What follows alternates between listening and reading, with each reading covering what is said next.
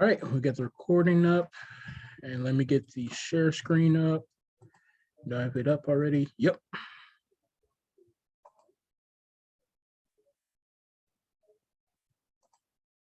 Can you see that, Brother Parker? Yep. All right, excellent. And let me get my laser pointer up. Gotta have my red laser pointer. All right. Well, good morning to you and to everybody that'll be watching this later on YouTube, watching the recording. Today's lesson is the book of Revelation explained, and we're going to be talking about Babylon today. We're actually at the tail end of the series. I think this is my second to last lesson. Yeah, so I have this lesson, and I think I only have one more based on what I read so far. I think there's about 2 or 3 chapters left. I think Revelation is 22 chapters, if I remember correctly. So I should be able to cover the rest in next lesson, kind of bring everything together. So we are at the tail end, but we're going to be talking about Babylon today. Now, to do a review of what we talked about before, last week was the 7 bowls of wrath. And we talked about how the 7 bowls of wrath represents God's punishment. God is pouring out the bowls of wrath. He's sending his angels, and he's sending out wrath and judgment out on the earth. He's pouring it out. So that's what the 7 bowls of wrath represent. So the question becomes, who is God punishing? Who is God pouring these bowls of wrath on? And I think we pretty much mentioned it last week, but we're going to kind of hit it again and put more emphasis on who in particular is being punished by these bowls of wrath. So when you go to Revelation chapter 17, we covered, I think, was it 15, 16, maybe 14, 15, 16 last week, but now we're at Revelation chapter 17. At the beginning of Revelation chapter 17, we're shown this image at the very beginning, and let's go ahead and read about it. And I just have the artist rendition on the screen, but let's actually read what it says. Revelation chapter 17, verse 1 through 6. One of the 7 angels who had the 7 bowls came and said to me, "Come, I will show you the punishment of the great prostitute who sits by many waters. With her the kings of the earth committed adultery, and the inhabitants of the earth were intoxicated with the wine of her adulteries." Then the angel carried me away in the spirit into a wilderness. There I saw a woman sitting on a scarlet beast that was covered in blasphemous names and had 7 heads and 10 horns. The woman was dressed in purple and scarlet and was glistening with gold, precious stones, and pearls. She held a golden cup in her hand, filled with abominable things and the filth of her adulteries. The name written on her forehead was a mystery: Babylon the Great, the mother of prostitutes and of the abominations of the earth. I saw the woman was drunk with the blood of God's holy people, the blood of those who bore testimony to Jesus. When I saw her, I was greatly astonished. So at the beginning of Revelation 17, we're treated with this image. We have the image of a woman, which is described as a prostitute, and she is given the name Babylon the Great, the mother of prostitutes. So it is a representation of something called Babylon. And it says that Babylon is sitting on many waters. It sits among many waters, and it is also sitting on top of a beast. And this beast is the image we've seen before when we talked about 2 weeks ago about the woman, the dragon, and the beast.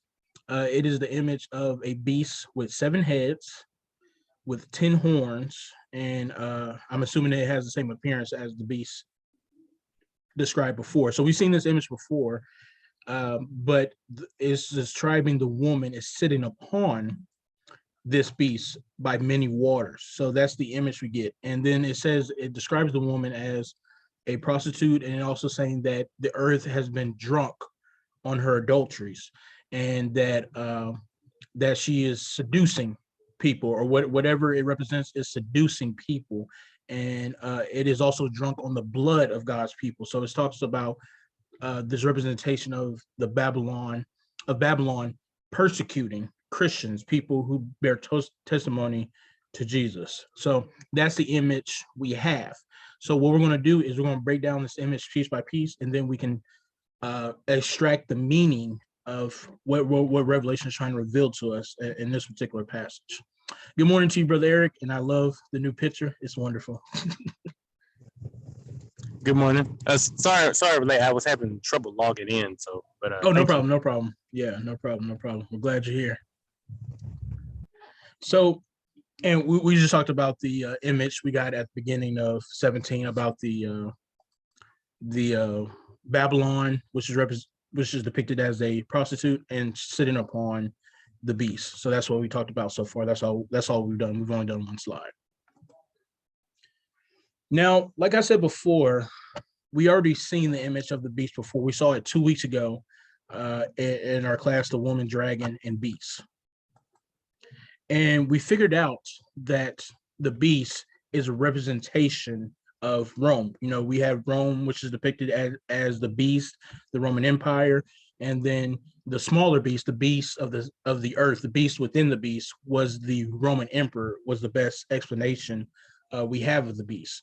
So let's dive into this more and see, does 17 confirm what we were already thinking about the beast, or is it slightly different? But we're going to explore that and see the true meaning of the beast, because this passage actually tells us exactly what the beast represents. So let's read it and get into it.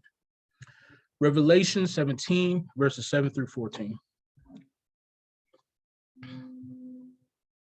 Then the angel said to me, "Why are you astonished? I will explain to you the mystery of the woman and the beast she rides, which has 7 heads and 10 horns." So like I said, 17 tells us exactly, he says, the angel says, I'm going to explain exactly what this image represents. Verse 8, the beast which you saw once was and now is not, and yet will come out of the abyss and go to its destruction. So it also has a flashing image. So you have this beast, but it also talks about that beast disappearing, and then another beast reappears. So it is kind of a complex image. You have the 7-headed beast, but then it says it disappears and then it reappears. So there's a lot going on in this vision. I'm continuing 8. I stopped in the middle of it.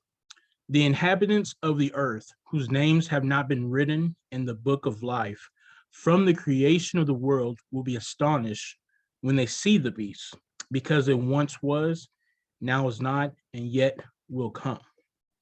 This calls for a mind with wisdom. The 7 heads are 7 hills on which the woman sits. So geographically, the location where this representation of Babylon, the mother of prostitutes, it sits on 7 hills. Verse 10, there are also 7 kings. 5 have fallen. 1 is, the other has not yet come. But when he does come, he must remain only for a little while. The beast who once was and now is not is an 8th king. He belongs to the 7 and is going to his destructions. So the woman sits on 7 hills, and it talks about 7 kings of the beast. So there's 7 kings ruling wherever the 7 hills are. And it talks about 5 have already fallen. So 5 kings are already dead. There's 1 that's currently ruling. So that's the 6th king. There's 1 that has not yet come, but it is coming. That's the 7th king. And then it says there's an 8th king that's going to kind of supplant, the rest of the kings that's going to come after all these other kings. But he's going to his destruction too. So it really talks about 8, but the image we get is originally 7. But there's the 8th one, which represents that beast who's reappearing. So 7 heads on the beast, but the 8th king is going to be a different beast and kind of cover these other 7. So, and verse 12, the 10 horns you saw are 10 kings who have not yet received a kingdom, but who for 1 hour will receive authority as kings along with the beast. they will have one purpose and will give their power and authority to the beast. So just like how we talked about a few weeks ago, how the dragon represented the Herodian dynasty, and how the Jewish kingdom, the Herodian dynasty, was given its power to Rome. They were kings, but they were kings under Roman rule. It talks about giving the authority to them. It's the same thing for these 10 horns. So the representation of these 10 horns are different kings or different kingdoms. I couldn't identify what specific kings or kingdoms they're supposed to represent, but it represents different nations that are given their authority to the beast, which we believe is Rome, and we're going to explore that further down. But it's talking about client kingdoms under Roman rule, most likely. And then verse 14, they will wage war against the Lamb, but the Lamb will triumph over them because he is Lord. He is Lord of lords and King of kings, and with him will be his called, chosen, and faithful followers. So the image we get from 7 through 14, and it's describing the beast. It is the beast has 7 heads, which represents 7 hills. So that's a geographical location, 7 hills, a place with 7 hills where the prostitute is sitting, where Babylon, the prostitute that's described earlier, is sitting among these 7 hills. 7 heads and 7 kings. So the 7 heads represent the 7 hills, but it also represents 7 kings. So we're talking about 7 rulers of this particular area, wherever these 7 hills sit. And then we're talking about 10 horns, so lesser kings under the beast, 10 rulers who are under subjugation of the beast. And we believe before, like we talked about a couple weeks ago, that we believe the beast represents the Roman Empire, or is very associated with, the rule of Rome. Now, when we look at it geographically, it seems to confirm what we already believe. For those of you that don't know, Rome is actually founded, the city of Rome is founded upon 7 original hills. And I am not going to try to pronounce any of these. I'm not going to attempt. I'm terrible at pronounce. I can barely say stuff in English, so I'm definitely not going to try in this different language. But Rome is originally founded on 7 hills. And something you also got to remember is that the Roman Empire is a city-state empire. Rome is not a country per se. Rome is a city, and everything they conquered is all about getting provinces and resources for their city. So the city of Rome was founded upon these 7 hills, just like how the Bible is describing the prostitute is sitting among 7 hills. And if you look at it from if you look at the city walls, that was kind of like just a generic landscape image I showed you. But if you look at it from the city walls portion, this is kind of how it looks. So you have these 7 hills, and the city is kind of built all around these 7 main hills. And I'm not, like I said, I'm not going to pronounce names, but you can research it for yourself and look how I pronounce them. And then it's close to the Tiber River. So this is how Rome is situated. It is founded upon 7 hills initially. Now, it also mentions 7 rulers of the beasts that are among the beasts. And what's interesting is that it talks about 5 of the rulers being already gone.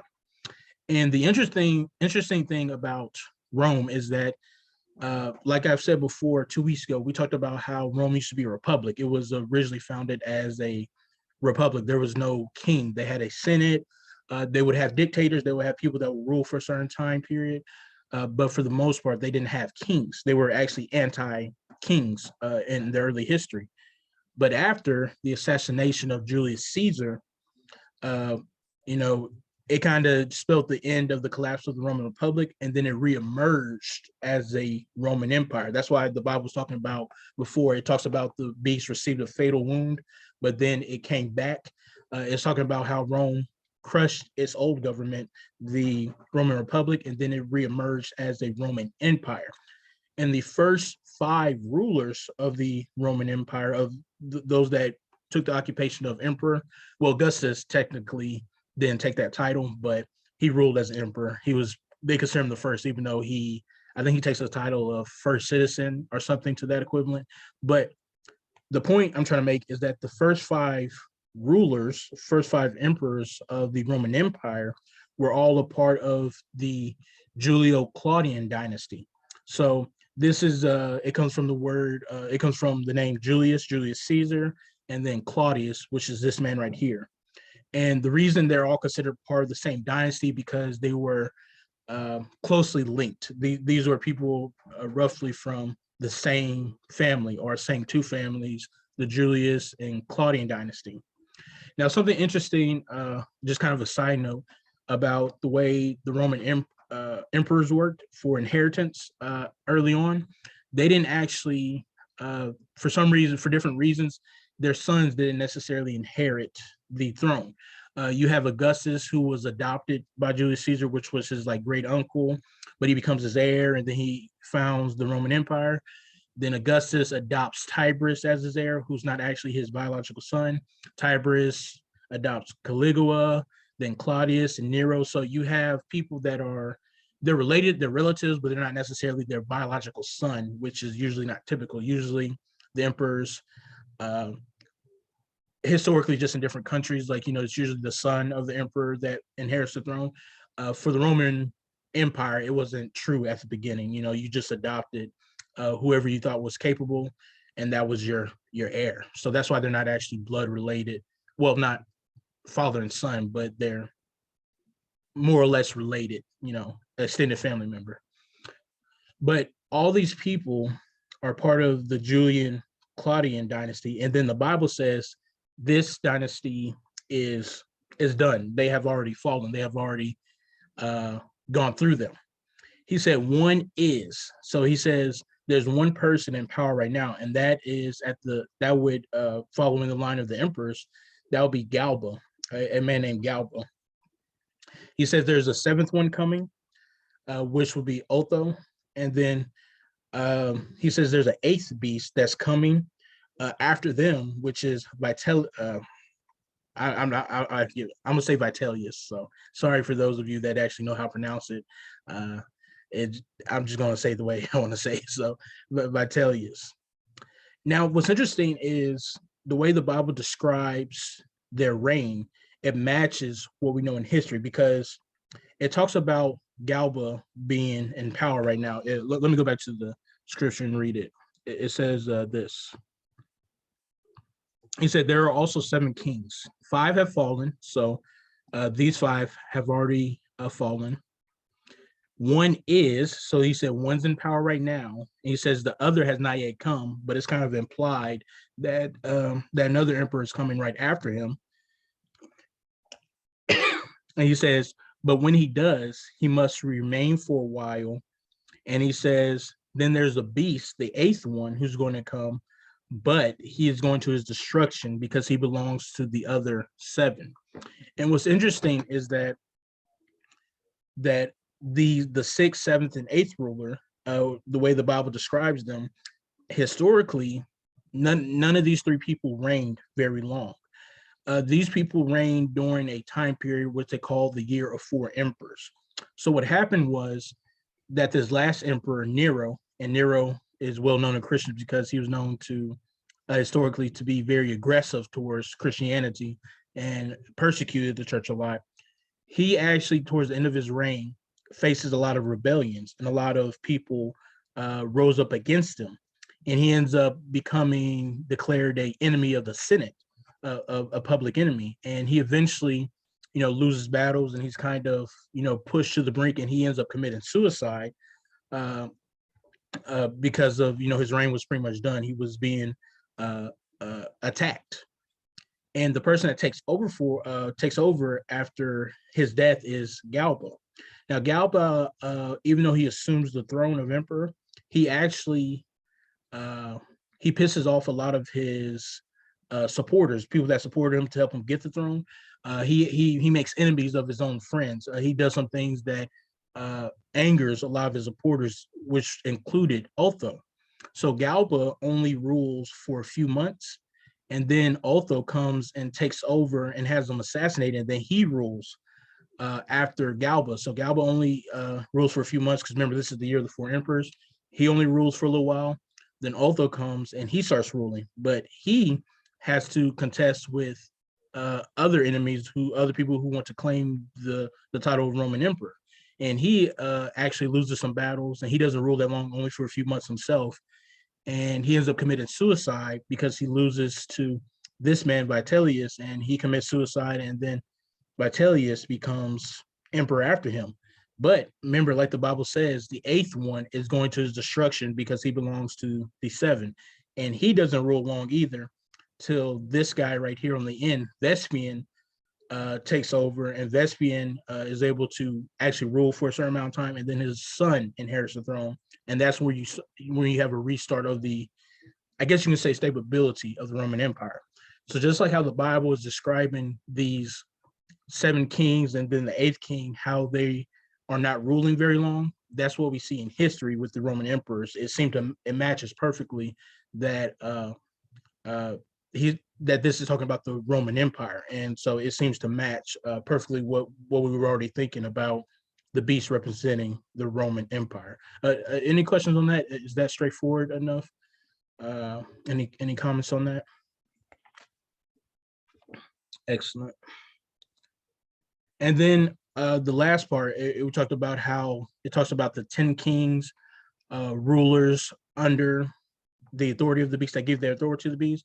And remember, the Roman Empire is a city-state empire. You know, Rome is the main focus, and then the rest of these are provinces or different kingdoms that pay tribute to Rome. So I believe that when it talks about the 10 horns representing 10 kings, it's probably talking about different nations or different kingdoms that are under subjugation of the Roman Empire. And like I said, I couldn't figure out, I didn't have time to study which particular kings it may be referring to, but it could be a number of different people who are under Roman rule. And it also talks about these different kingdoms are also helping the Roman Empire persecute Christians. So that's what the significance of those particular 10 kings are. So people within the empire helping the empire hurt Christians, hurt Christianity. Now let's go to the other image we have. We talked about the beast, and I think we've pretty much figured that out. But what about the prostitute that is called Babylon, that has the title of Babylon? What does that represent? Let's go to 17, chapter 17. We're going to say the same chapter, and then we're going to read 15 through 18. Then the angel said to me, the waters you saw where the prostitute sits are peoples, multitudes, nations, and languages. The beast and the 10 horns you saw will hate the prostitute. They will bring her to ruin and leave her naked. They will eat her flesh and burn her with fire. For God has put it into their hearts to accomplish his purpose by agreeing to hand over the beast their royal authority until God's words are fulfilled. The woman you saw is the great city that rules over the kings of the earth. So the mystery of Babylon, the prostitute that sits among many waters, it says is the city that rules over the kings of the earth. So it is a city, it's a representation of the city. What city does that represent? It represents the city of Rome, because that's who we've been talking about so far. We've been talking about the beast, we're talking about the Roman empires. So the prostitute, he's describing the city of Rome as, as the great Babylon, the mother of prostitutes. And that is the representation that the Bible chooses to depict the Roman city, the city of Rome itself as. And of course, the city of Rome sits on 7 hills, like we said before. And it talks about it being sitting by the waters among different peoples and nations and things like that. Because remember, the Roman Empire is an empire. It's extracting tribute. It's subjugating a lot of the people around it. And if you look at the location of Rome, Rome is, of course, sitting geographically. It actually sits by many waters. Because like we said before, Rome is very much a sea empire as it is the land empire. It sits right here, kind of inside the Mediterranean Sea. It kind of sticks out in the Mediterranean Sea, and they're extracting the rule over the borders of the Mediterranean. So that's why it expanded the way it does. That's why it's kind of in this center circle location, because they're using the sea as its staging point for a lot of its conquests. So it's the prostitute that sits by many waters, literally the Mediterranean Sea, and is subjugating all the people around the sea. And that is, and also the Bible also talks about how the people, the kings, different people would hate the city of Rome. They would hate it, and that they would leave it to its destruction. And that's exactly what we see historically, because many of the groups that conquer Rome, that sack the city, that take away a lot of its territory, a lot of these groups originally worked for Rome. Rome would employ barbarians. They would recruit them into the army. They taught them how to fight, or fought, or their way of fighting. And eventually, as Rome became weaker, a lot of these groups would either rebel against Rome, or they would take advantage of Rome's weakness, and they would conquer different lands that were formerly part of the Roman Empire. So it's leaving the Babylon, naked, and it's stripping it of everything, of its wealth, of its land, of its people. They act like they were under Roman rule, but eventually, as soon as the chance arises, they do their own thing. And God said, I use those people to crush Rome. So that's what the Bible is telling us about Babylon, the great prostitute, the city of Rome. That's what the Bible is trying to tell us about what's going to happen to them. But any comments on that? Any questions? All right. Furthermore, when we go to Revelation chapter 18, and this is also more evidence how we know that we're talking about Rome in this case. When we go to Revelation chapter 18, verses 9 through 13, it reads, when the kings of the earth who committed adultery with her and shared her luxury see the smoke of her burning, they will weep and mourn over her. Terrified at her torment, they will stand far off and cry, woe, woe to you, great city, you mighty city of Babylon. In 1 hour your doom has come. The merchants of the earth will weep and mourn over her, because no one buys their cargoes anymore. Cargoes of gold, silver, precious stones, and pearls, fine linen, purple silk, scarlet cloth, every sort of citron wood, and articles of kind made of ivory, costly wood, bronze, iron, and marble. Cargoes of cinnamon and spice and incense, myrrh and frankincense, of wine and olive oil, of fine flour and wheat, cattle and sheep, horses and carriages, and human beings sold as slaves. So, like we talked about before, we talked about how in the visions John's seeing, and when John writes about his revelation, he uses the current economic system to describe spiritual things. He's using the economic the way the economy is right now in the Roman Empire, and he's using it to describe the spiritual warfare that Christians would face. That's what we talked about, a few weeks ago. So we see here him using the same imagery. He's talking about how he says when Rome falls, all these goods, these trade goods, the cinnamon, the wine, he says this is all going to disappear because Rome is not there to trade anymore. And he said people who are connected to Rome will be saddened because, they can't profit anymore. And it's important for us to also take that happened with the Roman Empire, but that's also important for us to look at it from a spiritual standpoint too, because there will be many things in life as we go through, just the generations of human history and into the future. There's going to be people who will have, economic power over us, or people who will have certain influences over here, and they will use their influence to, establish power over other people. And he says, but the Bible is making clear, just like Rome, they will fall too. And he said, people who are attached to him, they will be tormented, or they will cry at its destruction, because they can no longer profit from whatever it is they thought they were getting from that institution or whatever it is. It could be resources, it could be anything. But at the end of the day, it's still going to go to destruction, just like Rome went to its own destruction also. So that's how we know that it's talking about, we know it's talking about Rome, and we're seeing how he's talking a lot about the systems that are in place right now to make sense of it to the people who are reading it at the time. So, and then from us knowing history, we can also understand what he's saying also. Now, the last portion I want to get to before we close is that the question I want to answer is, why is Rome being compared to Babylon? Why is it called Babylon instead of just saying Rome? And we know that part of the reason that he's speaking with a lot of imagery is probably because he doesn't want the Roman Empire to take his documents and to try to destroy them or try to hurt people with these documents, because if he talks directly about the government, it may be harmful to the people to himself and to the people who are reading his work. But there's also another reason, I think, why the Bible chooses to use the term Babylon for the city of Rome and not just, say the city of Rome.